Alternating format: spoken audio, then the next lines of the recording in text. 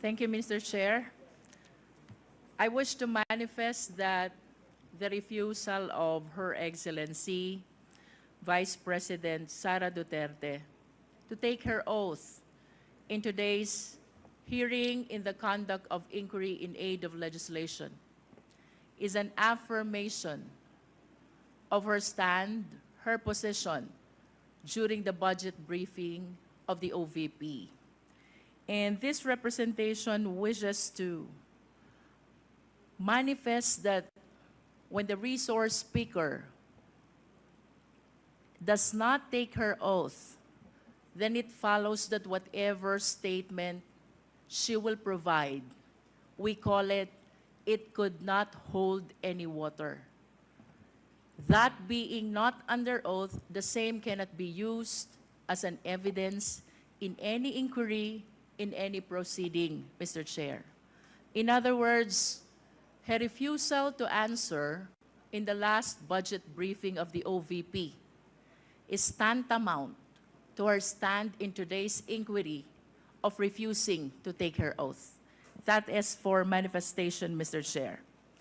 And with that, Mr. Chair, I wish to remind the committee, our esteemed colleagues, and the Filipino people of the constitutional mandate that public office is a public trust.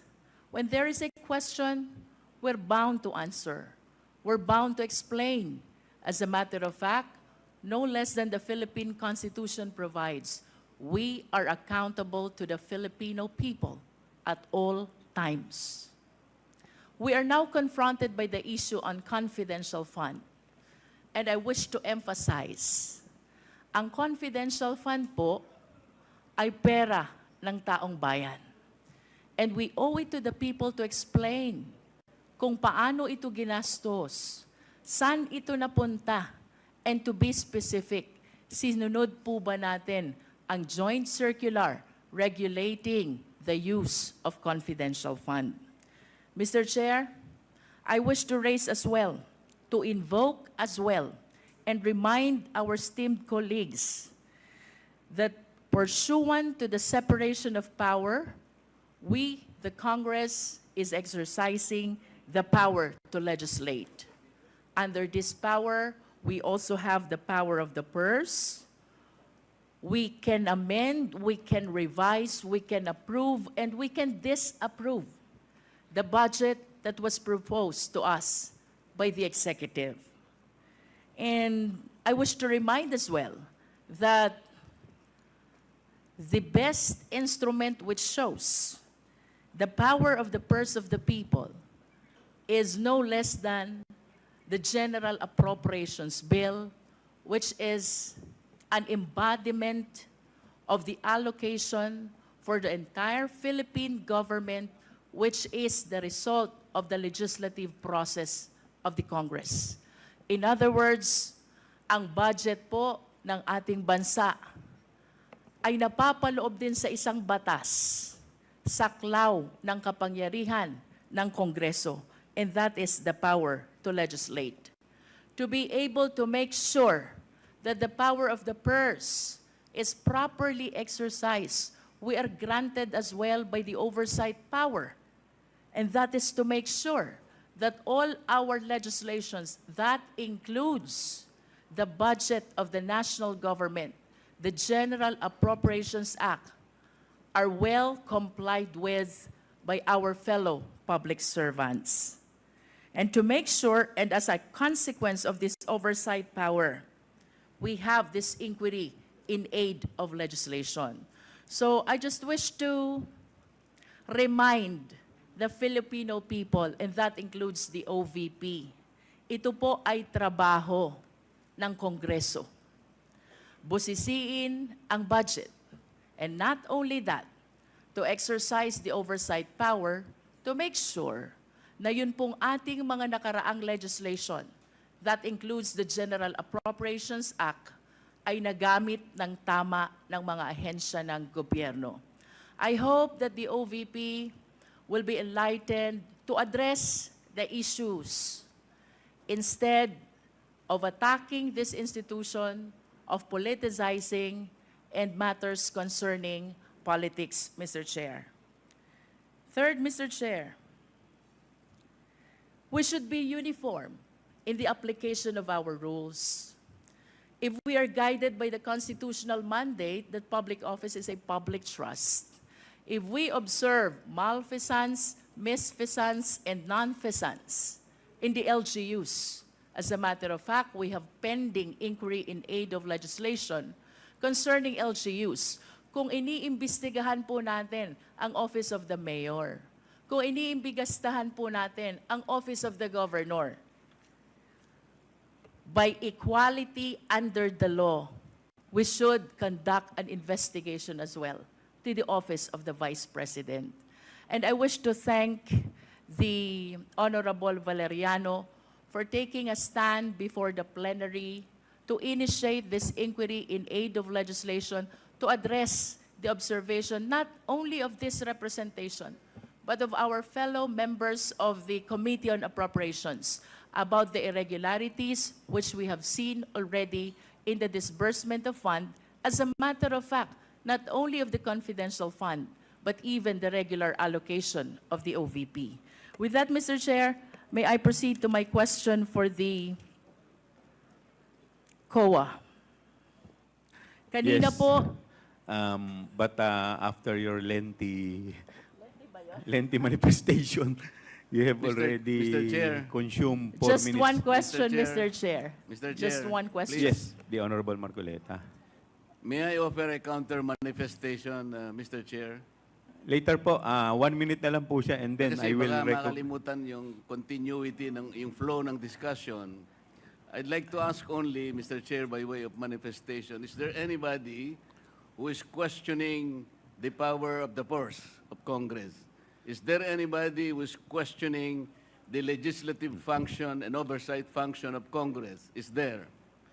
Because if there is none, then we are not supposed to overextend the discussion or any manifestation because nobody is questioning that. And I think nobody could question that.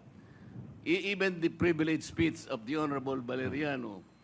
I think the proper question there, the proper title is not asserting the power of the purse. We should not assert it because that power is inherent in us. Asserting or not asserting that power is of no moment. Yun po ay birthright. Yun po is inherent right of Congress. And let me make of record, the office of the Vice President, to my mind, did not undermine the power of the purse. When she personally came in the first hearing and presented herself, including the budget by way of a PowerPoint presentation, she made a presentation, Mr. Chair. And after that, she made a categorical statement that she said, I forgo, Madam Chair, I forgo my opportunity to defend the budget of the Office of the President by way of question and answer, and instead I leave it to the discretion of the House of Representatives on their decision to decide on the proposal as presented. This is a very respectful answer, Mr. Chair. I did not find any offensive remark in that particular statement. She gave the entire House of Representatives the entire discretion and the entire right to decide on the proposal she presented before us. Why would we blame her for saying that she disrespected Congress? No, sir. I think it was triggered by the fact that questions were asked in relation to the confidential and intelligence funds. To my mind, Mr. Chair, these particular funds were subjected to a notice of disallowance. But the notice of disallowance by its nature, by its very nature, Mr. Chair, is contestable. It is appealable. It is yet to be explained. And initially, as explained by the representative of COA, the notice of disallowance suffered by way of supporting documents. by way of non-compliance with certain requisites, what if the Vice President is able to provide all the supporting documents? What if finally she is able to come up with the requisites required in order for you to consider that all these funds are eventually allowable and they are not disallowed? And chances are she may be able to do that. Hindi po final judgment ang notice of disallowance. As a matter of fact, based on COA's own representation the other day, the Vice President received the notice of disallowance only on August 24, 2024, which means, Mr. Chair, the Vice President has 6 months within which to reply and make an answer. That is correct, Madam COA. So, 6 months is up to February 2025. We should give her all the allowance. We should give her the time. Because 6 months is 6 months. So why are we rushing to make a judgment? As a matter of fact, as I have already initiated earlier, Mr. Chair, when you said that anything we can discuss in this committee provided it is of public interest, and you said that intelligence funds and confidential funds are public interest, but I said, because of our own rules, we should make a prior and preliminary determination that is directly and principally connected to malfeasance, misfeasance, or nonfeasance. We have not made that determination. How can we now begin questioning whether or not the intelligence funds covered by an initial notice of disallowance is already directly and principally connected with nonfeasance, or misfeasance, or malfeasance? Madam COA, how many agencies of government today are subjected to notice of disallowance? Do you have a number? How many agencies Mr. today? Chair, With all Mr. due respect Point of to order, the Mr. Before Honorable... But that is a question I will leave, and I will Yes. terminate But- my manifestation, Madam. Yes, but I will. I I believe, would like Mr. to Chair, that respond. this is still my time. Yes, but I would like to respond to your manifestation, Congressman Marcoleta. Parliamentary Let inquiry, me. Mr. Chair. Parliamentary inquiry What is muna. the parliamentary inquiry of the I would Honorable like to Abante? ask the Honorable Marcoleta, is he rebuking this committee? What is the question, Mr. Chair? Are you rebuking this committee? Why am I supposed to rebuke the committee? I am You not. have been saying things for a while. What? You have been rebuking this committee. You are saying that. We're not blaming the Vice President on this. I Honorable asked the Marcoleta, question. we I asked are the not question. blaming You do not have the the- right to demand 1 minute, that. 1 minute suspension is declared by the chair. Move to suspend.